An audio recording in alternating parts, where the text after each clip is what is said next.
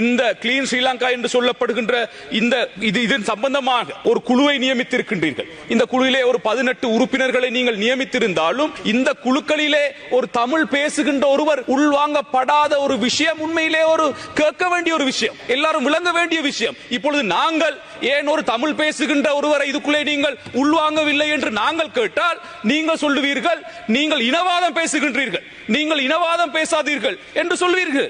ஏனென்றால் இதுதான் தொடர்ச்சியாக செய்து கொண்டிருக்கிறீர்கள்.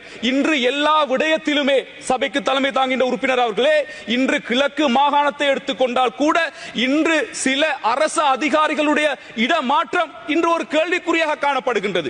எவ்வாறான அடிப்படையில் எவ்வாறான இடமாற்றங்கள் வழங்கப்படுகின்றன என்பதை நாங்கள் கேட்க விரும்புகின்றோம். ஆகையால் நாங்கள் ஒரு முஸ்லிம் அதிகாரி இல்லை அல்லது ஒரு தமிழ் அதிகாரி இல்லை என்று சொன்னால் நீங்கள் உடனே இனவாதம் என்று சொல்லுகின்றார்கள். ஆகையால் தயவு செய்து இந்த விடயத்தையும் நீங்கள் கருத்தில் கொள்ள வேண்டும் என்பதை நாங்கள் இந்த இடத்திலே கேட்டுக்கொள்கின்றோம். இன்று ஜனாதிபதி அவர்கள் குறிப்பாக 2 மாதங்களுக்கு பிறகு மக்கள் சந்திப்பின் மூலமாக பல விடயங்களை பேசுகின்றார்கள்.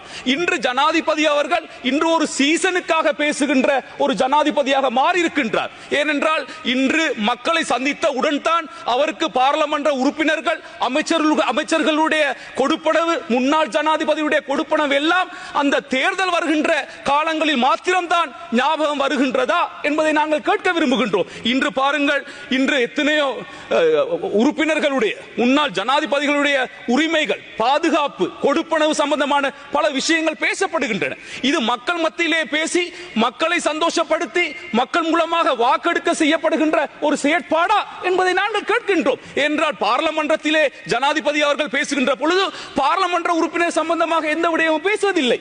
இந்த விடயங்களை இங்கிருக்கின்ற உறுப்பினர்களுக்கு சொல்ல வேண்டும், இங்கிருக்கின்ற அமைச்சர்களுக்கு சொல்ல வேண்டும், இங்கிருக்கின்ற கேபினட் மூலமான தீர்மானங்கள் எடுக்க வேண்டும். இன்று உள்ளூராட்சி மன்ற தேர்தலை நாங்கள் முகம் கொடுக்க போகின்றோம். அந்த உள்ளூராட்சி மன்றத்திலும் எங்களுக்கான ஒரு ஆதரவு பெற வேண்டும் என்பதற்காக இன்று மீண்டும் இந்த அரசியல் பயணத்தை ஆரம்பித்திருக்கின்றார்கள். நீங்கள் செய்வது சரியா என்பதை நாங்கள் கேட்கின்றோம். இன்று நீங்கள் பாருங்கள், ஒரு புதிய அரசியல் கலாச்சாரத்தை உருவாக்க வேண்டும் என்று வந்தவர்கள், ஆனால் நீங்கள் எவ்வாறான ஒரு அரசியல் கலாச்சாரத்திலே பயணிக்கின்றீர்கள் என்பதை நாங்கள் கேட்கின்றோம். இன்று டிசிசி உங்களுடைய பிரதேசத்திலே நடக்கப்படுகின்ற ஒருங்கிணைப்பு குழு கூட்டங்கள் எவ்வாறு நடைபெறுகின்றது என்பதை நீங்கள் எல்லோரும் புரிந்து கொள்ள வேண்டும். அது ஒரு அரசியல் லாபத்துக்காக நீங்கள் அந்த டிசிசியை நடத்துகின்றீர்களா, அல்லது உண்மையாக மக்களுடைய பிரச்சனையை தீர்ப்பதற்காக நடத்துகின்றீர்களா, அல்லது அந்த டிசிசி மூலமாக வருகின்ற உள்ளூராட்சி மன்ற தேர்தலிலே உங்களுடைய உறுப்பினர்களை கூட்டுவதற்காக நீங்கள் செய்கின்றீர்களா என்பதை நாங்கள் கேட்கின்றோம். ஆகையால் மக்கள் இன்று தந்திருக்கின்ற உங்களுடைய ஆதரவு சரியாக நீங்கள் பயன்படுத்துகின்றீர்களா என்பதை நாங்கள் விளங்க வேண்டும். இன்று இங்கிருக்கின்ற பல பாராளுமன்ற உறுப்பினர்கள், குறிப்பாக ஆளுங்கட்சியிலே இருக்கின்ற பாராளுமன்ற உறுப்பினர்கள் இந்த அரசாங்கத்திலே என்ன நடக்கின்றது என்பதை கூட தெரியாமல் இந்த இடத்திலே இருந்து கொண்டிருக்கின்றார்கள். அவ்வாறு இந்த அரசாங்கத்தினுடைய அந்த விடயங்களை பேச வேண்டும் என்றால் சிலரிடம் அவர்கள் அனுமதி வாங்க வேண்டிய ஒரு சூழல் இந்த இடத்திலே காணப்படுகின்றது. ஆகையால் இது கூட சென்ற காலங்களிலே நடைபெற்ற ஒரு அரசியல் கலாச்சாரத்தை போன்றுதான் இன்று உங்களுடைய அரசியலும் நடைபெறுகின்றது என்பதுதான் இன்று வேதனையாக காணப்படுகின்றது. இன்று பல மக்கள் பல எதிர்பார்ப்பிலே இன்று உங்களுக்கு அதிகாரத்தை தந்திருக்கின்றார்கள். இன்று பாராளுமன்ற அதிகாரங்கள் இருக்கின்றன.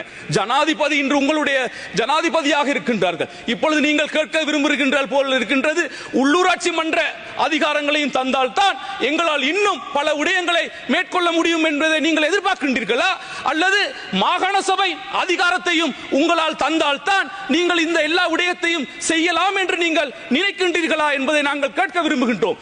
ஆகையால் தயவு செய்து மக்களுடைய பிரச்சனைகளை தீர்க்கின்ற சிலர் மறந்திருக்கின்றார்கள். நீங்கள் இப்பொழுது ஆளுங்கட்சியிலே இருக்கின்றீர்கள் என்று ஜனாதிபதி அவர்கள் கூட உண்மையிலே பேசுவது சரியான விடயங்கள், ஆனால் இன்னும் எதிர்க்கட்சியிலே இருந்ததை போன்று பேசிக் கொண்டிருக்க முடியாது.